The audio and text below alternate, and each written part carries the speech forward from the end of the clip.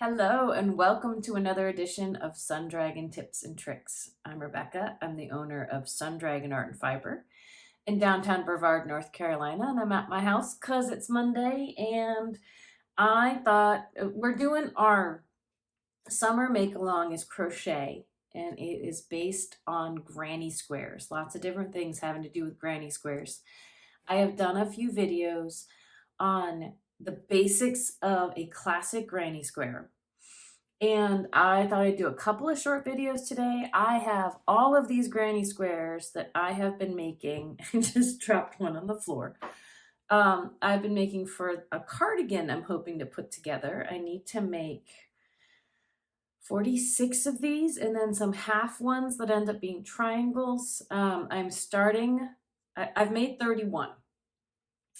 I haven't woven in any of my ends though. So I thought I'd do a really quick one. I have attempted to lock in my ends by doing the next row over some of my ends. But even then, I like to secure them just a little bit more, So I'm going to show you, I use the base of stitches where they lock around the row underneath and really easily sew them in. And I'm going to show you that quickly. I think I already made a general video a couple years ago on how I weave ends in crochet. I really look for the base of those stitches, and these are all doubles. So like right in here, these are all doubles at the base there.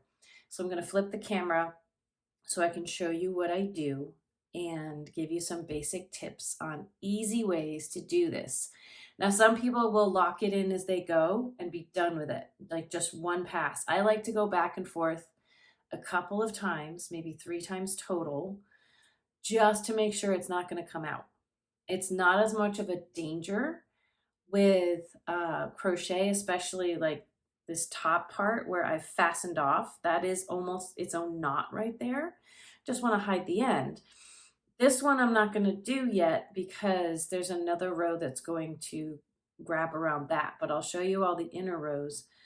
The one I would especially want to lock in, especially if it's a different fiber than wool can sometimes hang on to itself, is the center one. I did a magic ring in the center, and just pulling that shut is not enough. There's no knot there. I don't like doing knots, but I like to sew that in. So I'm going to show you on at least one of these how I do it. All you will need is a big tip sewing needle, tapestry needle. Sometimes they're plastic, sometimes they're metal. I really like the metal smooth ones. And if you'd like, a pair of scissors. And let's get to it. So here's my granny square. This one has 5 layers, the 5 rows from the inside. 1, 2, 3, 4, 5. The videos I've been showing you, I went to round 4. But let's take a look at what's going on the other side.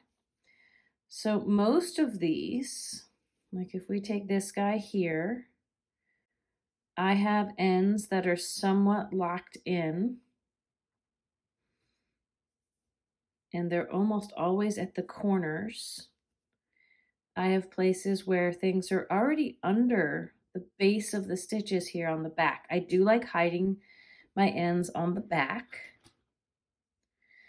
But the other thing is this center one, there's a lot of base stitches in here.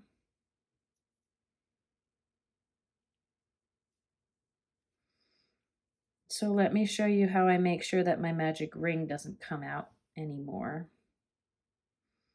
I'm going to thread my yarn into the sewing needle, and this one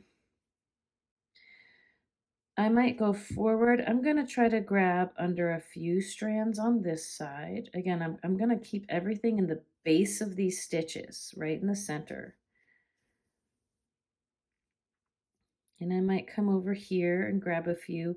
That means the yarn will be seen a little, but it's the same color, so it's okay. And maybe back over here again. Now I'm going to stop going in a circle and I'm going to go back on myself. So I don't want to go into the same spot I just came out of because that will undo some of my work. I'm going to skip one strand or so and go back, and then I might skip one strand and go forward a little, and I'm digging in here. I don't want it to be seen on the other side, but it's okay if I split some strands. And then this I can cut fairly close. It might pop out again, but I'm gonna cut it fairly close. So let me go over what I would do on these other layers. I don't need to keep the hole shut anymore. I'm just trying to tuck this in and hide it a little bit. So again, I did this row, like this was my starting yarn for this row. And again, I'm on the back side. Here's the front. I made sure to catch my end under all of these stitches. If you hadn't, it'd be over here. I'll show you what I do with that guy in a second. But this color, the green, and sometimes if I can't thread it because it's all, I could trim up this end, or sometimes if you fold it, you can squeeze the bend into your needle. So I'm going to consider this already having one pass under all of these. So I'm not going to go back under the same strand because that'll undo my work. I'm going to go over one strand, but then go through as many of the bottom of these stitches as I can. I could go all the way back. That's 2. I like to do 3. So I'm going to go over one of these strands. I don't have to go back through everything. I'm going to go back through as much as I can. Then I can grab my scissors and trim it fairly close.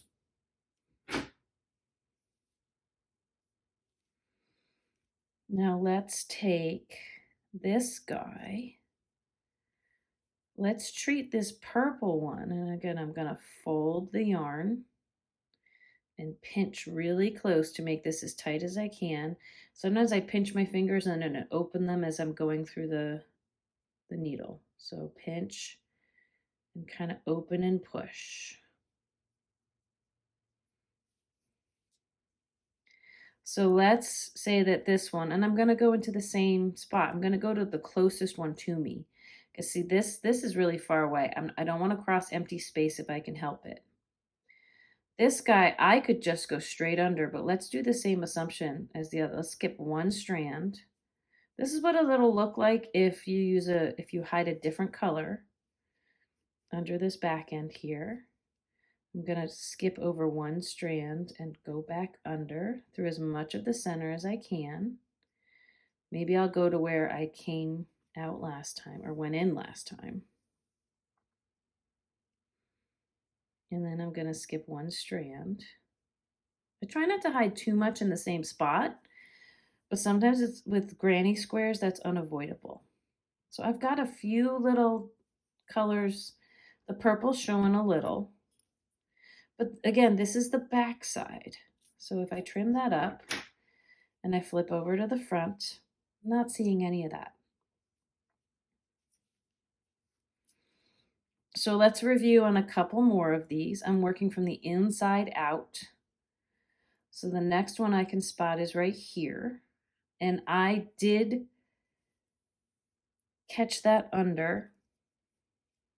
Again, at least 2 times, if not 3, to lock in an end. So this is already traveling under to this side. So I'm going to skip a strand and go back under everything I can because that's all I have. If I had a whole line of stitches with no gaps on either side, I might only go through under 3 or 4 stitches, but then now I'm going to skip one strand and go back. And if I had started this and didn't have it caught under here, I might go under one strand and go back again, but this feels pretty good. I feel like acrobatics have to happen for that to work its way out of everything I just put it under. All right, Here's my next one over here. And here are the base of the stitches that are right near it. Again, I broke all of these just by pulling on the yarn, so they're really frazzled ends. So I'm bending to make a cleaner end. I'm pinching. I'm getting that pinched end in, and I'm opening up my fingers as I push. That just comes with practice. I'm going to skip one strand, skip over that, and go under as much of the base as I can. Pull snug. I don't want to pull too tight because I want it to still be a natural spread here. But I can find another strand to go over and back. And now I can trim this guy.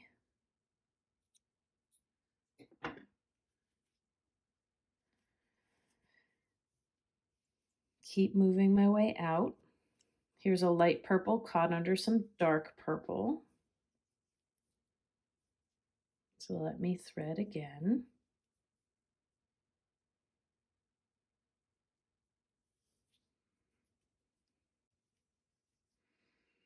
Skip a strand, go under.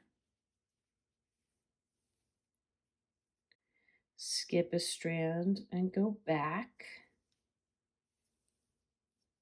And then trim.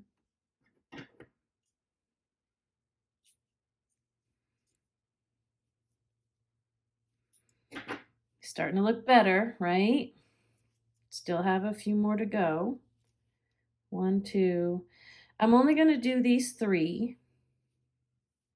Although I could show you what I would do with this guy if he's my outer edge and I don't need him to attach to anything. I'll show you what I would do if I didn't have another row. Oops. Here, let's keep my trend of going from the inside out. This is my next one closest to the center. Again, I'm going to find the base of the stitches down here. I'm skipping over a strand just in case. Going under as much as I can. And I'm going to skip over at least a strand and go back.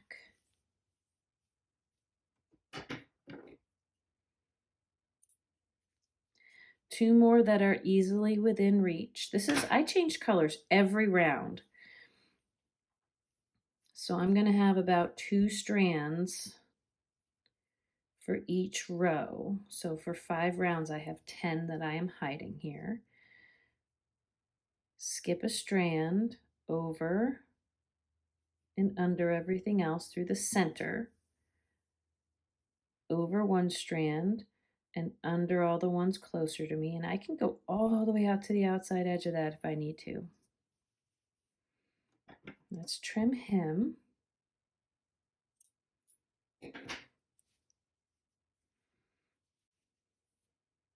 Here's my last one. Okay, he's really tight. So here's my thing. If you didn't leave enough of an end to thread on and get all the way under, I'm going to go ahead and skip I don't have it threaded yet.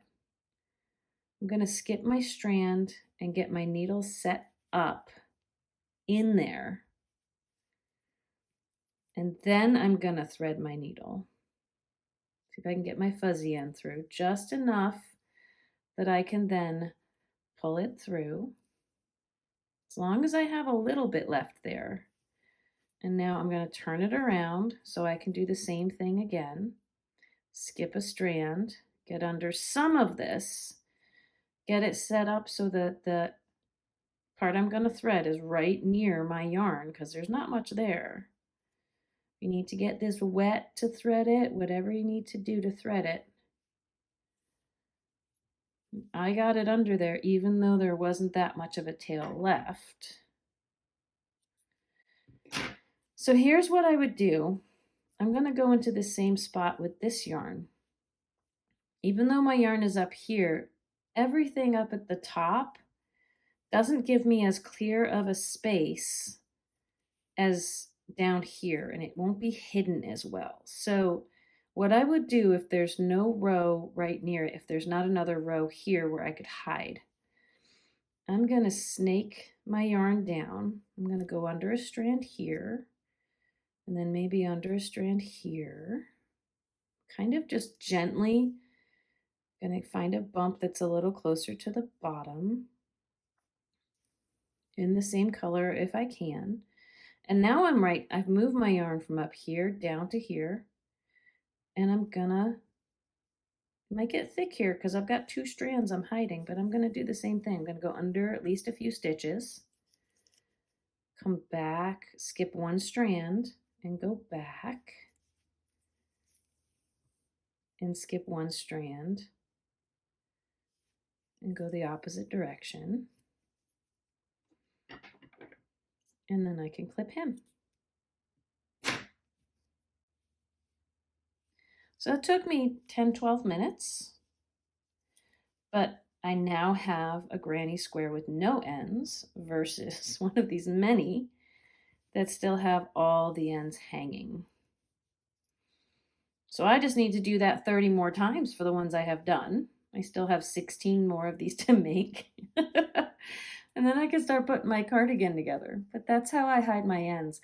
It's really preferable to do these as you go. Like after I finished every one of these, I could have been doing this to maybe make not so much of the, all this work. Oh well. So thanks for joining us to watch me weave in ends on one of these. Here's the front, here's the back. And I have all of these left where the back still looks like this. So someone can do the math for me on how long, if it took me about 10 minutes. If I wasn't talking to y'all and walking you through it, it could take me a little less time, but I still need to weave in all the ends on all of these. And I have about 16 more of these to make, and then some triangles, and then maybe I'll put my cardigan together. So, but that's how I hide them. I mean, I think that looks pretty good. So even if you're going to have an Afghan where the back, you might see the back, that's not too bad. There's a few spots where you'll see multiple colors from hiding them. But I think it's worth it in the long haul to have a good spot to hide them and have no strands crossing all of these different gaps. So thank you very much for watching. If you haven't already, please consider subscribing to this channel. You can become a member here for a monthly fee if you like to support the work we do, or you can go to patreon.com/sundragon and you can pledge over there. I'm gonna do at least one more video today. It's gonna be next week before we do videos on, before we do videos on how to join. There's lots of different ways to join Granny Squares together. And so we might start doing some series on how to do that. We'll see if we want to do one big video or a lot of short ones. Still debating. So we'll see you next week. Bye-bye.